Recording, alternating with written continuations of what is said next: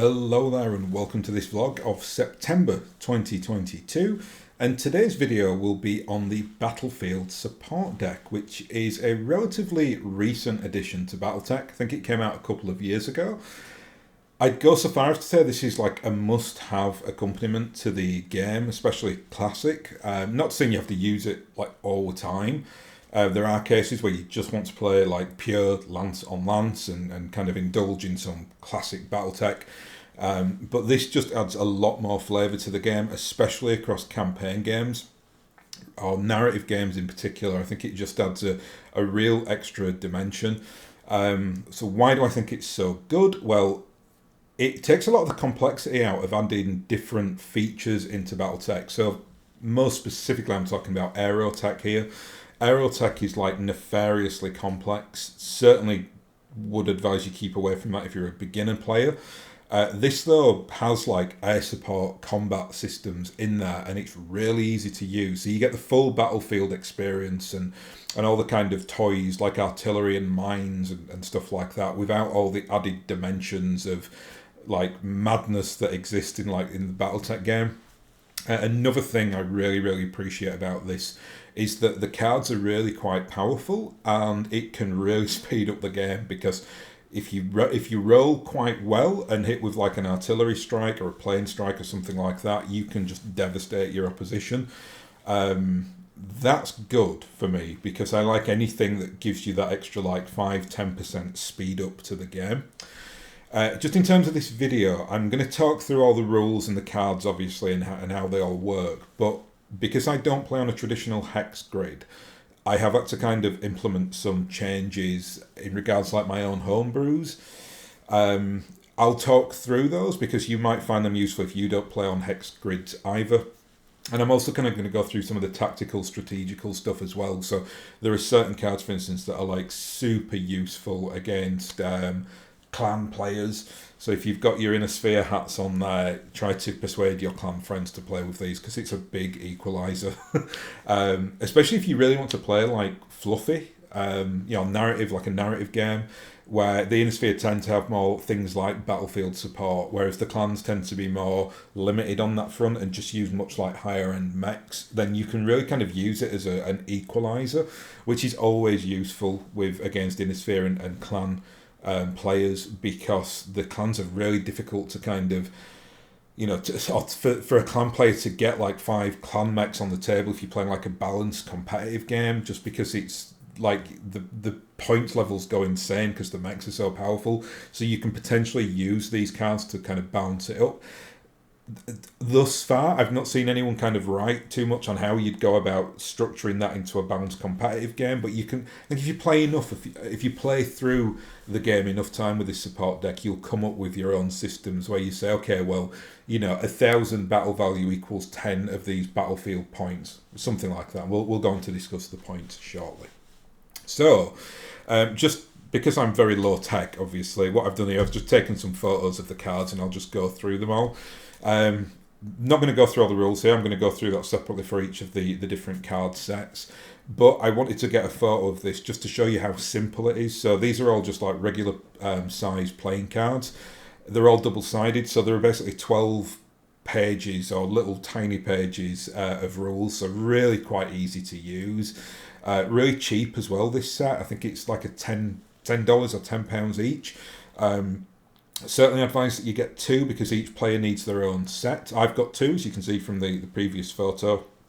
But I'd probably consider getting a couple more as well, just because if you've got sometimes you do have 3 or 4 players there, and if you're playing this gaming system, then you all need a pack. And I'm not going to guarantee that other players that I'm playing against have got packs of these cards, because they were for a time quite difficult to get, although I think they are kind of trickling back into stores again now. So if you're interested, check with your local hobby store. I've certainly seen crop up on some of the UK stores anyway over the last month or so. So just in terms of how I'm going to do this, this is the fighter, bomber, aerotech section, and I'm actually going to use this as almost like a rules talk through. So I'll go through the strikes, the bombings and the strafing, each one, and I'll kind of talk through how the rules work for how the game mechanics, work. That means that this section is going to be quite long, but the other sections shouldn't be as long, because by that time I'll have talked through all the different rule sets here. So here we are. This is the strikes we'll do first. Strikes, and this is my kind of interpretation of it. Strikes are kind of a plane or aerotech or whatever else coming in and doing an attack with, say, a couple of AC2s or AC5s or something like that. You'll note here, if you've been paying attention, if you're looking at those cards, that it looks like one is missing. You might be thinking, where is the heavy strike? That's a very good question, and something that you should probably direct to Catalyst, because I have it on good authority that they actually forgot to put the heavy strikes in the card set. So they should be there, but they are not. However, I think they're going to rectify that the next time they do a reprint. Bit of a shame that, but never mind. I think it would have been nice to have like the heavy strike option. But hey ho. You do still get 4 attacks, so not the end of the world. You just have to kind of assume that if you're using this set, your planes have AC2s and AC5s as opposed to AC10s and AC20s. So there you are. So let's talk about the rule system then. So before you do anything with this game, you need to decide what the game calls BFSPs you get. That's Battlefield Support Points. You can find that number in the top right corner of the card. So you can see a light strike is worth 2, strafing is worth 5. Gives you some examples of how many points to take as well. So it will say if you're doing like a planetary invasion, the attacker gets 35 points or something like that. If you're doing like a skirmish, you might get 5 or 10 each.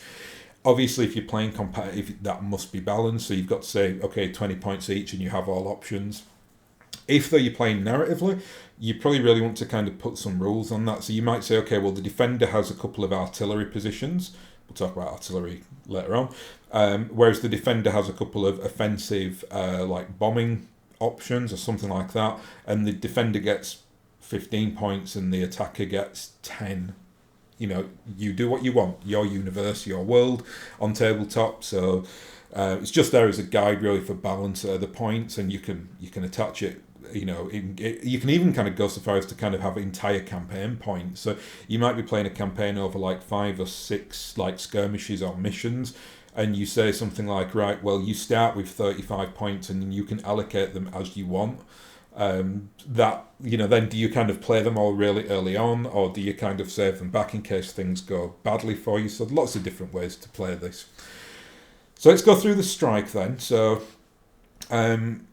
first point to note is how you play these cards. So you play them in the weapon attack phase, and you play it just like you would like a mech or a vehicle or infantry or whatever else. So you take turns obviously to fire at each other. When it comes to your turn, rather than choosing a support vehicle or a mech, you say, right, I'm going to play my light strike. Now, as I said previously, because I don't play hex grids, I would just nominate a target. So I would say, I'm going to attack that panther there and point at it and then roll the dice. If you're playing on a hex grid, though, you just nominate a square. I mean, you could do either. You could say that panther there or whatever, still works.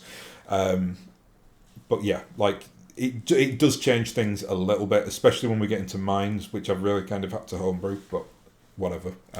Don't think I've come up with a decent homebrew for that, but it's kind of something that I've been thinking about and I'm developing, but I'll talk about what I've got for the mines when we get to it. So that's how you play these cards, again, in the weapon attack phase. There is one exception to that, like there is like almost like a trump card to these, which we'll talk about in the next photo. But for now, we'll ignore that and we'll just deal with this as is. So really simple. It says there you have a target number. So this is something you have to equal or beat on 2d6. So rolling a 5 on 2d6 is definitely in your favour. So that's not too difficult to do. If you succeed, then you go on to do damage to whatever your target is. If you fail on a light strike, there's no further action. So that's end of card, and then it turns over to your opponent then to choose their mech or vehicle or potentially even a card to attack you with. In terms of, so if you do hit, the first thing you have to do, and this is really important, you roll 1d6 to see which direction on the mech or vehicle gets attacked or damaged. If you roll 1 to 4, it hits the front of the mech. If you roll a 5 or a 6, it hits the rear. That's obviously huge. You know, hitting the rear of especially like light and lightly armoured mediums is pretty devastating for mechs. Even at this level, which is kind of the lowest level of damage that you can get, if you go up this, it becomes catastrophic. Probably will just end a mech quite easily, even an assault mech. But for light strikes, in terms of how the damage works here, you can see there it says damage value groupings 2, and it's basically 5 points of damage for each grouping. So just look at it like this: if you know how to use the LRM10 rule, it's like hitting a mech with an LRM10 and then rolling box carts on 2d6, so that's double 6, and then you get the full 10 points of damage. And then you do it, obviously, you do 1 point of 5 in one location and 1 point of 5 in another. That's exactly what it means here. Obviously on rear armour, that can be pretty devastating, especially if there's only 3 locations to hit. So if you kind of hit 2 points of 5 damage on so like the left torso rear, that's probably certain it's going to get into the structure, but it'll probably just like tear the entire left side of the mech off. So it can be really, really devastating. That damage type there, which isn't important for strikes, but it is important for the bombings that we'll talk about in a second. Damage type is basically, there's no area of effect damage on this, so it's just one target. So if you're hitting into like a hex with one mech in it, it just does damage to that one mech. Bombing though, so exactly the same applies to strikes in terms of the mechanics. So you see there, we'll deal with light bombings first. You got that 3 points it costs you to take this light bombing. Target number is again 5, so pretty easy to hit. You can see the damage though is more, so you do that 5 points of damage each across 3 different groupings, so that's quite nice. That's a total of 15 damage. Most importantly though, and we'll get into some strategy here, this is AE damage, so area of effect damage. Now why that's important is that when you hit a hex, what game I'm playing, BattleTech uses hexes, famously. So if you hit that hex, you basically do that 15 points of damage across every unit in there. That is utterly devastating for battle armor, infantry and elementals. So if you are going up against a clan player, massively important you bring your light bombings. Only 3 points. I think you get 4 of them in the deck. So, I mean, I kind of play that rule. So if there are 4 in the deck, that means you can take 4 in total. So if you're going against a clan player that you know is going to maybe bring 3 or 4 points of elementals, this is the card for you. Again, you're hitting on 5s. It's a no-brainer. These elementals, especially in classic, are nefariously difficult to take out, and they are brutal in terms of the damage they can deal out to mechs and vehicles. So definitely something to consider. The final bit here is on the scatter damage there, which I really like this mechanic. Basically how it works is, so first thing you do is, I think they call it, I can't remember what they call it in the rules. It's something like margin of error roll or something like that. So let's take, for instance, our target number here, so it's 5. So let's say we rolled snake eyes, so we roll, double 1. It's basically the difference between, so that's, basically 3 points between the 2 and the 5. Ergo, that's 3 inches that it will land away from your targeted square or targeted mech or vehicle, or if you've designated a certain hex to be hitting classic. So let's say you roll, let's say you did the roll snake eyes and you get that, it's 3 points away from you, or 3 inches away, 3 hexes, whatever you want to say. I'd use inches because I don't use a hex grid. You then roll 1d6 to see which way it scatters. So if you roll a 2 on that, you can see it goes in the direction that 2 is listed there, 3 points away. And whatever hex gets hit, that takes the exact same levels of damage. Again, lovely and simple that, right? Next up there, we've got heavy bombing. Heavy bombing is, for me, really quite powerful. In fact, I mean, it's only a point more. I think you only get 3 of these in your cards, though. So you're a little bit more restricted on them. You as well, you can see there. Obviously, it's harder to hit. So you need a 7 to hit, which is quite a bit harder to get than a 5 on 2d6, but that damage group in there is just devastating. So that's 30 points of damage that you do across those 6 locations. So that's incredible. That's like you know, I don't think there's any weapon I play in the game that has more damage than that. When you think of like a, you know, an AC-20 or an LRM-20, I know that you can kind of have rockets and stuff like that, which I don't really use. I don't like the rules for those, but they're one shots, and some of those do like 30 plus damage. But for this one, that heavy bombing is quite beautiful, really. Would be wasting on elementals though, because you're going to do, you know, 30 points when they've, I think in classic, elementals have 11 points of damage each. So you can see there on the light bombing, all 15 points of damage would wipe out every elemental, because each elemental takes 15 points of damage, and they've only got a total of 11 each, so they're all dead. On this though, this 30 points overkill really for elementals, although one could argue there's never overkill on elementals because they're horrible. So, you know, bomb away. Exactly the same rule on the scatter there. If you kind of think about it though, it's more probable that you'll get like a wild shot with a heavy bombing, because there's that margin of error differential is bigger. So if you rolled like Snake Eyes on this one, it then goes 6 inches away from you. So factor that in, because it can end up doing friendly fire, for instance, if you're not careful. Then finally we've got strafing. I've got some notes here as well, because it's there are some extra rules on these. So if I keep looking over here, that is why. So I'll just get to my offensive section on strafing. So just want to get this right. So basically, this is a really interesting one. So it's exactly the same as the other format. So target number 7, damage value groupings 3. So that's 15 points of damage, which is really quite nice. There's no area of effect though on these, so that changes things a little bit. And again, does change things if you're trying to kind of hit like multiple stacked units like elementals.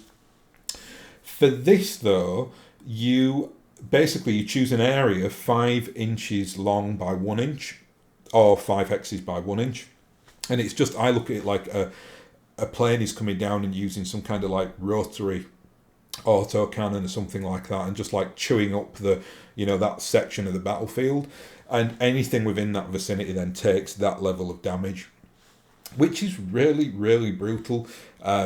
Kind of weird, I suppose, that it doesn't have kind of scatter effect, because that would certainly cause someone on your localized battlefield some damage somewhere, but they don't do it for, you know, presumably because it's a little bit too much effort and work to try and factor that in, whereas the scatter one's quite easy. But you can't really say that a strafe scatters. You just say, okay, well, I mean, yeah, it's an added layer of complexity that you probably don't need. So they're that's the BattleTech there. I love all of these. They've all got their place. None of them are wasted. I think if I was going to say which one I prefer the most, I'd think it'd be the light bombings, just for the elemental factor. That's just such a wonderful little feature.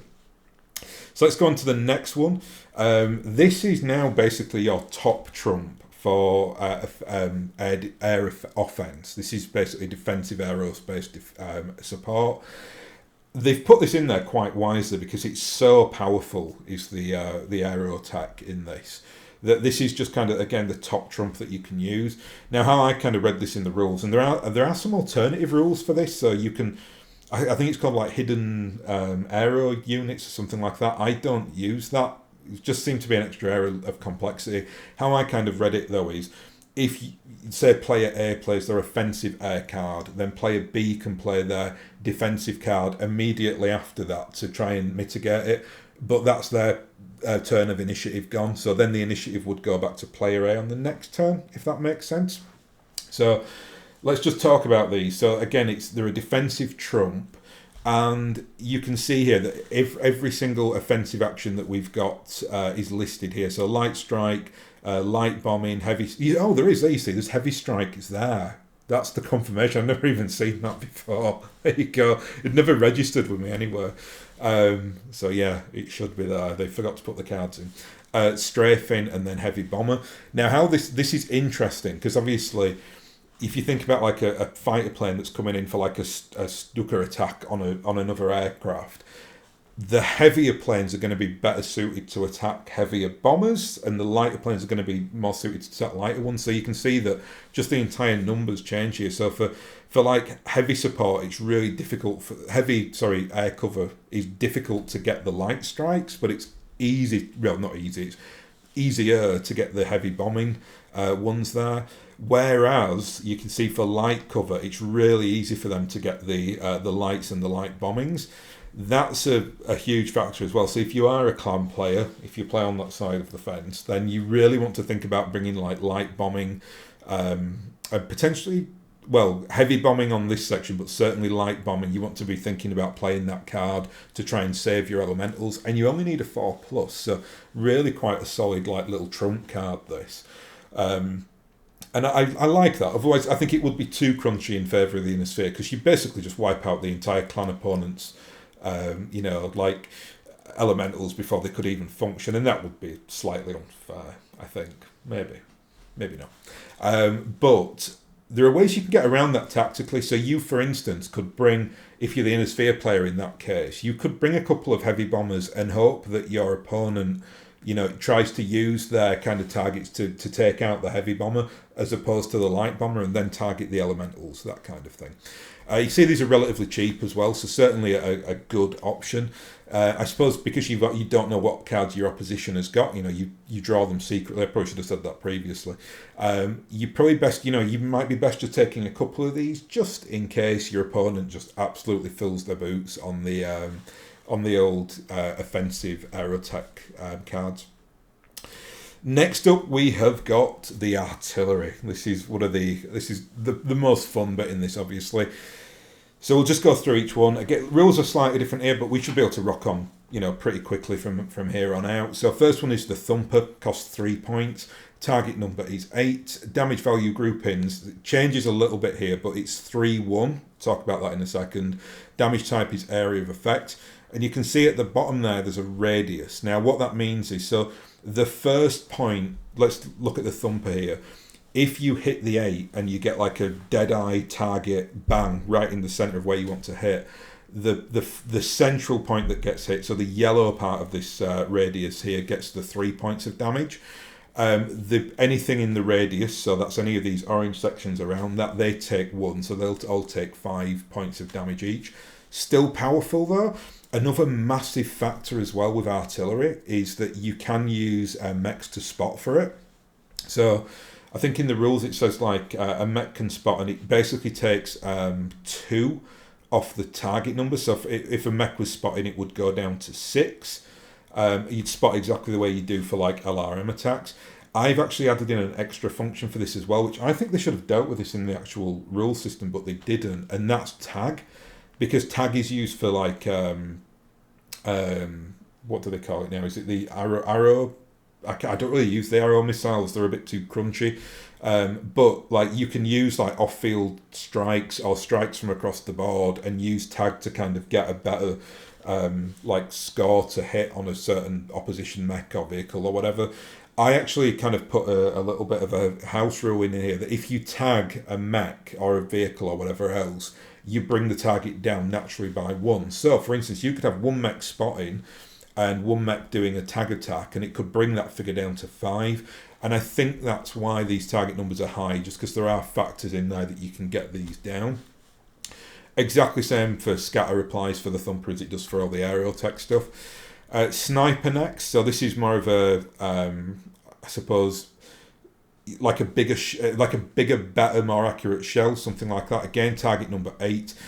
Differences here though, well, it's exactly the same as Thumper, apart from it does more damage. So that central target that gets hit takes 20 points of damage, and anything around the radius of that gets 2 points.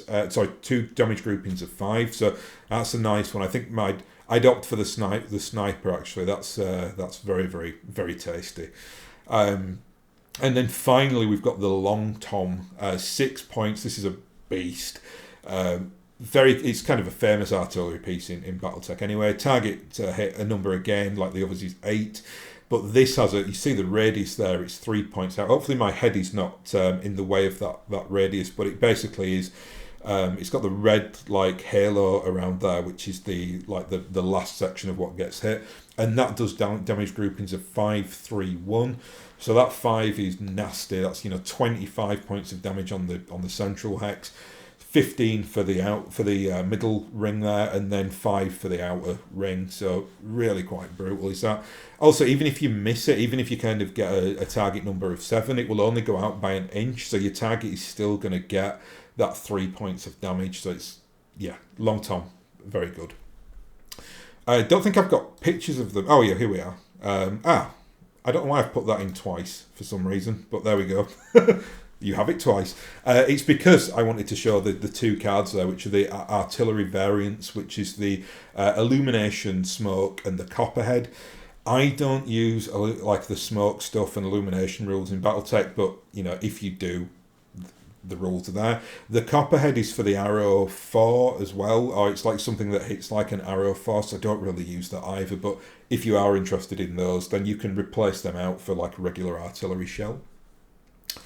And then finally we've got mines, and this is, I think, certainly the weakest part of this deck, but or certainly one that I'm less, well, it's not that I'm not interested to play it, but it's difficult for me to play it because you really need to have the like hex grid for this, because you basically write down in secret where the mines are hidden. I can't do that, and it's an absolute nightmare to try and do it in any other way, right? So you can't be like, oh, well, it's behind the tree on this part of the map. I mean, I was thinking potentially you could take a photo of the terrain and then mark on there where you were going to mine, but are you really going to do that before a battle? No, I doubt it very much. So I came up with a bit of a weird system for this, and I don't think it's perfect by any means, but I'd say it's interesting, and it also really kind of allows the Beagle Active Probe to take an active role in the game, which is something that you don't really get with a Beagle Active Probe. Like, it's slightly redundant unless you're playing like the hidden rule, but you can use it for this. So I'm going to talk through, first of all, I'll talk through the core rules first, and then I'll talk through my kind of in-house for this. So again, you pick your you pick your hexes where you want to place the mines. I'm not going to deal with these separately because they're all the same. It's just one's light, one's medium, one's heavy. That, obviously changes the damage that happens. Target numbers then change as well. So it's obviously harder to hit with a light lead, with a light density minefield than a heavy one, because there are more in a heavy density minefield. So it's 9, 8, 7 basically for light, medium, and heavy. Damage groupings then, it's still 5 points of damage like all the other cards, but this one, like for light, it does 2 points, always on the legs as well, so it always hits the like the lower end of a mech, as you'd expect. That can be pretty brutal actually, like that can be really effective. But every time that one of the minefields go off, that damage grouping goes down by 1. So let's deal with a heavy one, for instance. So you can see there it's got 6, which is brutal. I mean, it's 30 points of leg damage. So if you wander into a heavy minefield, you are basically done as a mech. It will blow your legs up, or certainly, well, not maybe an assault. An assault will be fine. Heavily armoured heavy should be okay, but it'll probably get into the internal structure. But for light mechs, forget about it. They're toast. So yeah, absolutely brutal for those. But you see it's 6 there. When, say, like a locust runs through it and just gets absolutely obliterated, anything else walking through there will then basically take 5 points of damage. So it basically -1s for every target it hits. However, and this is where I think this doesn't really work very well, your opponent then knows where the minefield is. So unless it's like in a bottleneck area where they're going to have to go through, it's kind of difficult to see why yes, you blow up the legs of one mech, but then it becomes pretty much redundant after that juncture. There are also like lots of rules in BattleTech in like Game of Armored Combat, which I'm not going to cover here, but if you're interested, you can have a look. So you can actually blow mines up. So you can target that space with weaponry. I think there's like rules for like minesweepers as well and stuff like that. So lots of things going on there, which I've got no interest in playing to that level of like I can't say that word. To that level of depth. There you go. The Yorkshire vocal cords just don't allow some words, if you're wondering. Damage type is A of E for all mines, as you'd expect. It's a big explosion. Right, let's talk about my house rules. So, how I do this, how I decided to do it is this. I've got like lots of, because I play lots of tabletop games, so I've got lots of like little counters. And if you decide to play mines with your opposition, what I was thinking was you get a stack of like 1 to 6 tokens. So like in certain games you have like objective counters. I've got loads of stuff like that. So you put on the battlefield, like let's say you've got orange counters, you'd put on like 1, 2, 3, 4, 5, 6, wherever you have got a potential minefield to be. What you then, now you can put them in strategical places. So you might put them like behind terrain features that your opponent might be using. You might put them in a bottleneck area. You might, maybe they've got to kind of exit a part of the game as part of the rules. So you might mine that, so they've got to go through them. Now, how it would then work is you would then decide. So, and there are loads of mine cards in there. So you might choose to take all like 6 variants of cards. So you might bring, 3 mediums and 3 heavies. And then you denote down, like on a secretly, like what each location is. So if any of, now it mitigates the fact that they are hidden. So it means that your opponent has a chance of seeing where they are, but you might not decide to bring any mines, in which case they're all basically decoys. So it might dissuade your opponent then from using that bit of cover because they risk potentially going into a minefield. So it's more like of a psychological thing as opposed to, it being, like I said, because I can't do the hex grid thing, it's too much like weird effort. So for me, it's just that like happy medium between like having some kind of interest with a mining system, but not going into it at too like heavy levels of depth where it kind of interrupts the flow of the game. I've also built in, going to the Beagle Active Probe now, that any mech with a Beagle Active Probe, once a turn in the movement phase, I think I denoted it here, can basically scan one of these like pips, or whatever you want to call them, these like strategical points, and it will your opponent then has to tell whether it's a decoy or whether that's a mined area. And I think that again, I like that. When I wrote that, I was like, oh, that really kind of gives the Beagle Active Probe something to do, as opposed to, 90% of the time, I mean, a lot of people do play with hidden units. I tend not to. So it's just like you got this redundant piece of like sophisticated technology on your mech, unlike the ECM, which is really good at doing what it does. The Beagle is a bit redundant. So this just gives it that little bit of extra like meaning. Especially good, I think, for clan players, because so many clan mechs that I've seen, like light mechs, have like the Beagle Active Probe on there. So if you're coming across that cheeky Inner Sphere player and you've decided that the Inner Sphere player can have mines but the clan player can't, I might change those rules up so the Inner Sphere player gets 12 locations to mine. And then the clans, they have to then kind of really think about, well, can I go down there or am I going to get my legs blown off? So I've got to get my mech with a Beagle Active Probe to go there. So it's just that like, it's just adding that little extra dimension through the gaming system which I've come up with, which allows me to play these, but it doesn't necessarily hamper the game. I've also, I think I've written in here that I've changed all the point costs because I've basically nerfed the system by not having hidden mechs. So my battlefield support points I kept it at 0.5 for light density, but I brought it down to 1 for medium and 2 for heavy, because again, I think once you've discovered them, you're not going to run back into the heavy anyway. So yes, okay, so 2 points of it potentially get you to blow the legs off a mech, which basically in my in-house rules, if you lose the legs, you automatically eject the mech. But for the sake of the for it not being that effective, it being more psychological, I've brought the point cost down a little bit. So they're my house rules. It's again, I can't overemphasize enough how good I think these systems are. And it might be, I mean, I can't see myself playing that often with like mines, but I can certainly see myself bringing like artillery and the offensive and defensive like aerial tech options. It just adds so much dimension to the game without that added like, oh, I need to go and like buy lots of planes and bombers for units that should be like thousands of feet in the air doing what they are doing.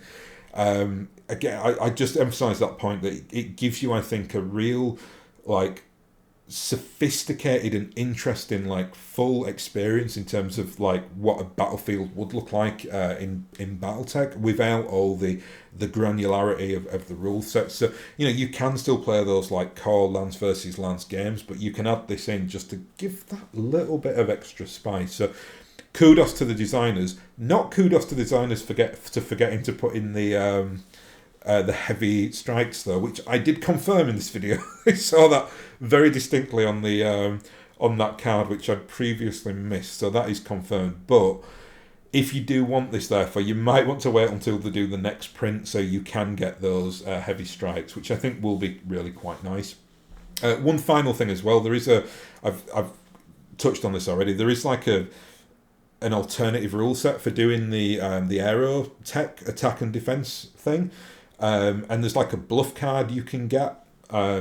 Yeah, that's something I just didn't bother with because I quite like the initiative system that's set up in the like initial rule where like one person decides I'm going to play an offensive card, and then if you've got a defensive like card that can be played against an offensive air attack, then you basically just like going turn to turn and trying to trump each other. I don't see any reason to change that. I quite like that system, but it is there if you're interested. Get the card set obviously, and I'll get the card deck and have a look. Anyway, I'm going to leave that there. So hopefully you found that interesting and informative, and it didn't bore you too much because that's a lot of data that I just got through there. But yeah, well worth a purchase. I think it's something Catalyst are pushing as well. So if you are going in for the next Kickstarter, I bet you anything that they'll be available in there, like one of those little additional things you can like throw into your basket. So it's probably something to think about. Anyway, I'll bid you all a fond farewell, and I'll hopefully catch you again next time.